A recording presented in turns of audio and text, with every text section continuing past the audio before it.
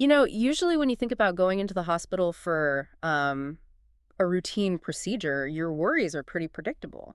Right, like maybe you're stressing over the recovery time or the physical therapy. Yeah, exactly. Or even it's the terrible hospital food. Absolutely. But what you don't worry about is a microscopic organism turning that standard everyday procedure into, well, an absolute coin toss for your survival. Because we really do have this deep-seated expectation that modern medicine is just this infallible safety net. I mean, you get an infection, you take a pill, the infection goes away. It's clean, it's reliable. Yeah, it's a transaction that humanity has basically taken for granted for nearly a century now. But looking at the intelligence we're unpacking today, that safety net isn't just fraying, it is actively unraveling. So, welcome to today's deep dive. We are looking at a silent global tsunami that threatens to make routine medical procedures deadly within just a few years. And we really need to emphasize why this matters to you, the listener. Because this isn't some distant, theoretical sci-fi scenario. No, not at all. This is going to fundamentally dictate how you, your family, and your community access healthcare in the very near future. It really is a massive paradigm shift. We're talking about antimicrobial resistance, or AMR.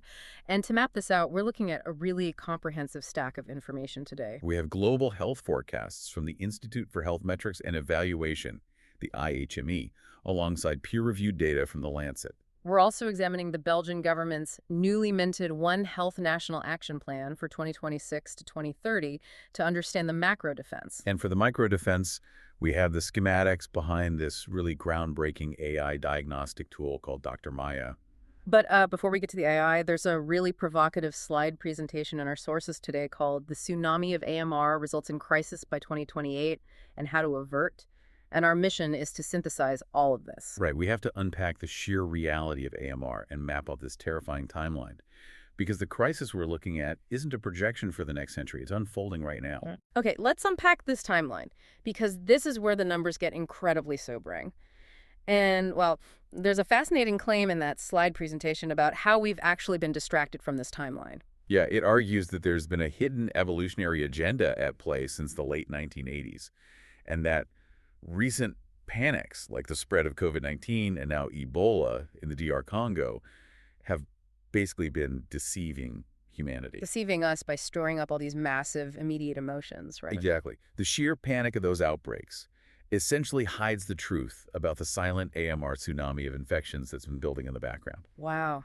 So while we're looking at the loud emergencies, the silent one is taking over. Precisely. And if you look at the projections, in 2025, global antimicrobial resistance crossed a critical threshold of 42%. We are literally already in the danger zone. Yeah. When we say 42% resistance, we mean that almost half the time, the frontline drugs we rely on to kill bacterial infections are just completely failing. The bacteria have already outsmarted them. They have. Yeah. And it accelerates so aggressively from there. Right, because by 2028, which is just a few years out, the presentation warns that this tsunami results in a full-blown crisis. Major routine surgeries, like those C-sections and hip replacements we mentioned earlier, they're forecast to become high-risk worldwide. The data actually suggests hip replacement success rates could plummet from 95% down to 42%. That is just terrifying. And then by 2030, resistance is projected to hit 58%. At that point, global healthcare capacity drops to just 35%. That drop in healthcare capacity, that's really the domino effect in action. It means hospitals are overwhelmed, not just by the sheer volume of sick people, but by how long it takes to treat a single patient. Because the first drugs don't work. Right. If an infection doesn't respond to the first round of antibiotics, the patient stays in that hospital bed for weeks instead of days. They take up space, they require intense nursing, and doctors are forced to use these more expensive, highly toxic second or third line drugs that just ravage the patient's kidneys or liver. And if we project even further, by 2035, resistance could reach 68%. This is what scientists call the post-antibiotic era. Healthcare capacity essentially collapses to 20%. ICU mortality for resistant infections jumps to anywhere between 26 and 80%. And chemotherapy survival essentially falls off a cliff, right? Yeah, because chemotherapy wipes out a patient's immune system. So to keep them alive, doctors rely heavily on what we call empiric antibiotics. Let's define that really quickly. Empiric antibiotics are basically the best guess drugs, right? Exactly that. When a patient is crashing, a doctor doesn't have 48 hours to wait for a lab culture to identify the exact bacteria. Yeah. They use these empiric broad-spectrum antibiotics to kind of carpet bomb the infection immediately. But by 2035, those best guess drugs will just bounce off the bacteria. Sepsis will strike earlier and harder. And once our absolute last resort drugs, things like colistin, fail, well, the doctor has literally nothing left in the toolkit. I want to pause on the human cost of this trajectory because it is deeply unsettling. The forecasts from the IHME and the Lancet predict 39 million deaths directly attributable to AMR between 2025 and 2050. 39 million lives. Just gone, simply because the drugs stopped working. And this brings up a massive misconception I want to address. Oh, about the plateau. Yes. People look at these forecasting charts and they see the curve eventually plateau near 2050. They hear the word plateau and think, oh, stability. The curve flattened, we've reached a manageable level. Which is completely missing the point. Totally. I like to compare this plateau to a collapsing bridge. The bridge doesn't stop falling because it magically stabilized in midair. It stops falling because it violently hit the ground. That is a chilling but honestly medically accurate way to visualize it. The AMR curve only plateaus because humanity and the healthcare system literally cannot support any further exhaustion. It plateaus through massive population decline and total environmental saturation. The virus basically ran out of bridge to destroy. What's fascinating here is that the reason the curve is pulling that bridge down so incredibly fast is fundamentally a biological arms race. Bacteria are simply evolving much faster than our drug pipeline. Which raises the obvious question. If this timeline is accelerating this rapidly, how is it spreading so efficiently? That's the scariest part. Right. I think a lot of people picture superbugs as a highly localized problem. You think of a poorly sterilized scalpel or a dirty hospital ward. But the slide presentation points to a hidden army of vectors that makes hospital walls look like paper. An army of bacteria, fungi, viruses, parasites, and even insects. Yeah, mosquitoes, ticks, bedbugs, and even rodents. It literally leaves nowhere to hide. The spread is driven by mechanisms that are totally invisible to us. Biologically, bacteria don't just inherit resistance from their parent cells. They use this mechanism called horizontal gene transfer. I read about this in the notes, and it sounds like literal science fiction. It really does. Imagine a scuba diver handing you an oxygen tank, and suddenly your own DNA completely rewrites itself so that you and your entire family can breathe underwater forever. Wow. That's what bacteria do with drug resistance. They actively share adaptive genetic elements with completely different species of bacteria. The technical terms in the data were things like ESBL and carbapenemase genes. What do those actually do in plain English? Think of ESBL as a genetic blueprint. When a harmless, everyday bacterium bumps into a superbug, it can actually receive this ESBL blueprint. That blueprint teaches the harmless bacterium how to manufacture a specific enzyme, like a chemical weapon, that literally chews up penicillin and renders it useless. So the bacterium just puts on the armor and becomes invincible to our frontline drugs. Exactly. And the terrifying part is how those armored bacteria travel. Yeah. Because they aren't just bumping into each other in a petri dish. The data tracks massive cross-ecosystem contamination. Here's where it gets really interesting, because they cross between humans, animals, and the environment seamlessly. And the carriers are right inside our homes. Right. If you're listening to this and thinking, well, I only take antibiotics when I'm really sick, so I'm safe, you have to remember the housefly. Your personal discipline doesn't matter if the fly in your kitchen just flew in from a dairy farm. This is a point that gets completely overlooked. We think of agriculture as separate from urban living, but the studies tracking household insects and rodents show they are major vectors. I want to focus on this one specific study tracking houseflies because it completely rewired how I view this crisis. The dairy farm study. Yes, the researchers tracked flies moving from dairy farms straight to dustbins, food centers, and hospitals, and 70% of those flies from the farm were carrying multi-drug-resistant E. coli. 70%. That's huge. And then the research mentions cockroaches breeding in household bathrooms and cupboards. They were carrying extensively drug-resistant or XDR superbugs with these high-level armor blueprints like Blast TXM15 and Blandium1. It's hard to wrap your head around. It is. You picture a superbug on a ventilator in an ICU. You don't picture it hitching a ride on a cockroach under your bathroom sink. It perfectly illustrates why traditional, isolated approaches to medicine are just failing us.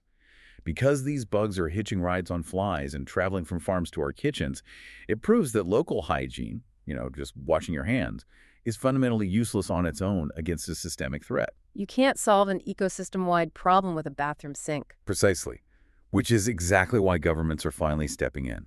We have to treat the entire interconnected ecosystem, which brings us to the macro-level defense. We're looking at Belgium's One Health National Action Plan for 2026 to 2030. Right, so One Health is the scientific recognition that human health, animal health, and environmental health are fundamentally one single system. You can't solve human AMR without addressing agriculture and the environment. And Belgium's plan is a fascinating case study in aggressive, top-down ecosystem management. They're setting hard, legally binding targets across all sectors. The numbers they're aiming for are huge.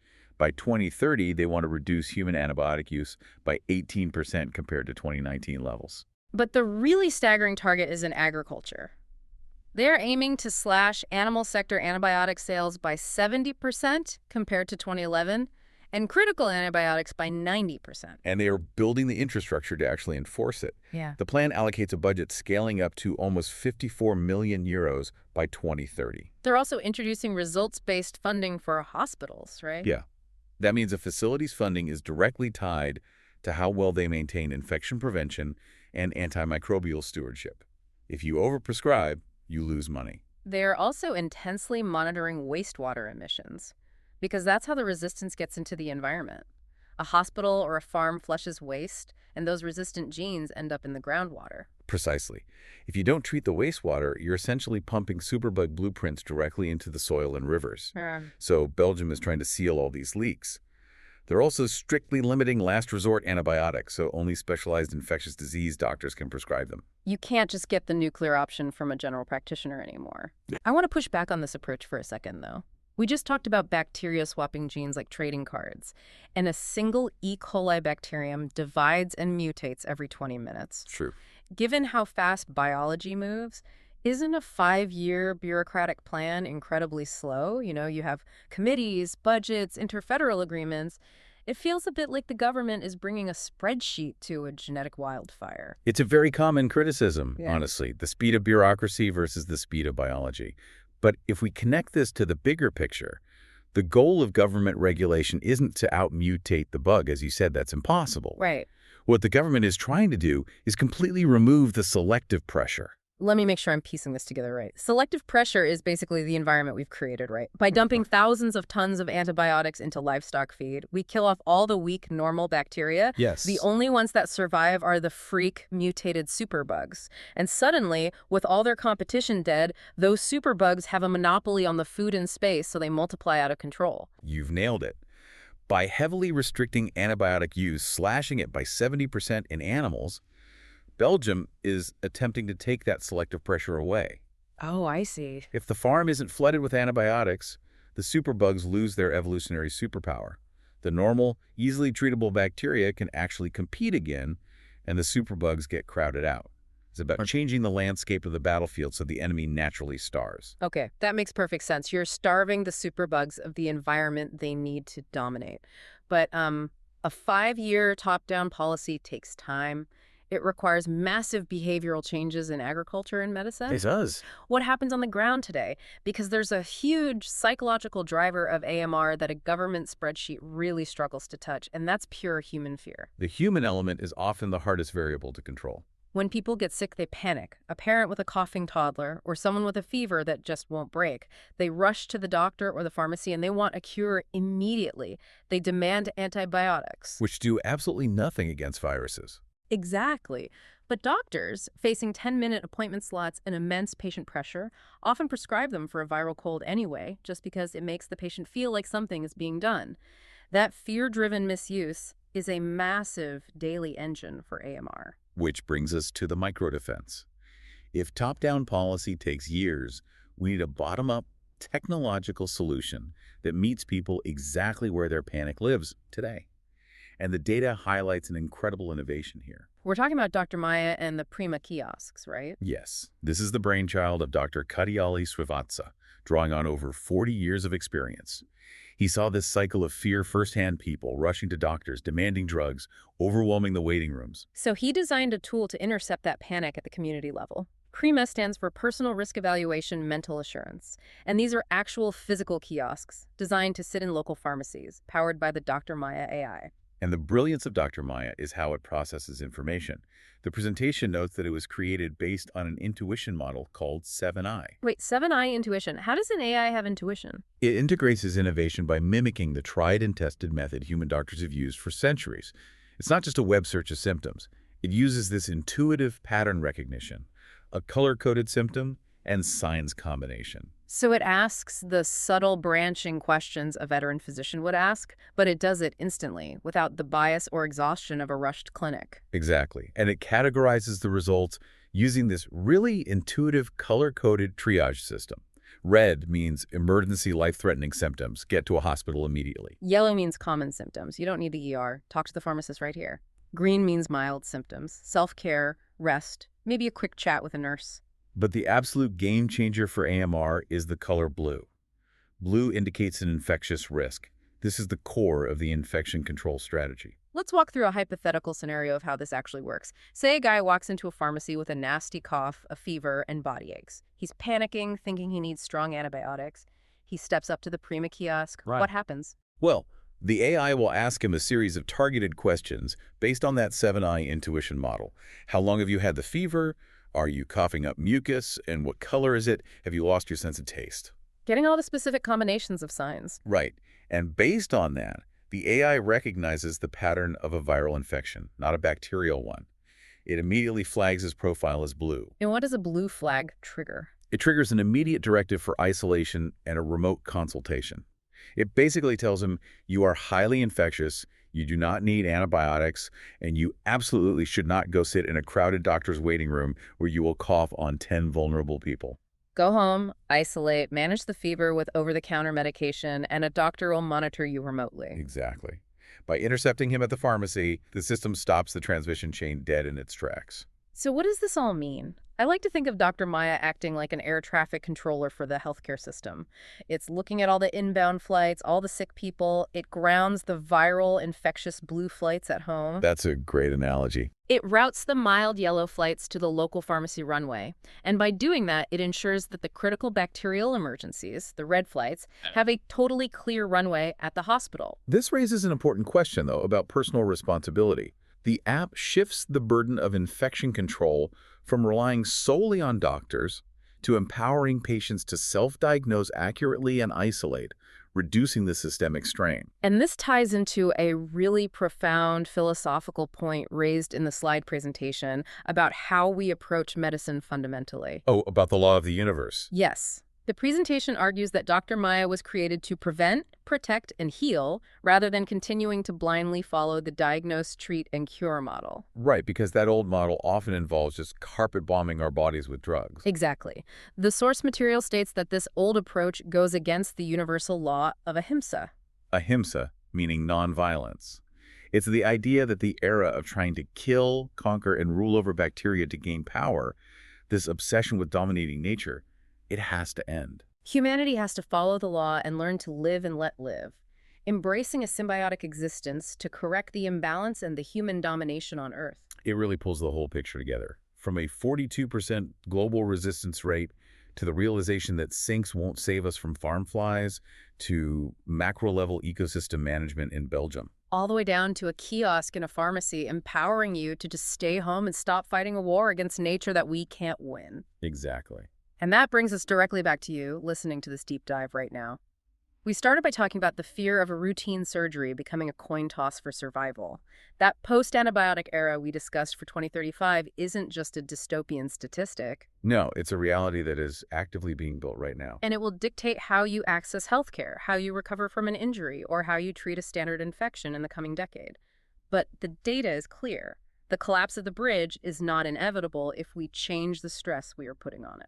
Your personal choices are the literal front line of this battle. Whether that means strictly finishing a prescription antibiotic even when you feel better, adopting that One Health mindset by demanding better agricultural practices, or using tools like Dr. Maya to avoid demanding unnecessary drugs for a viral cold.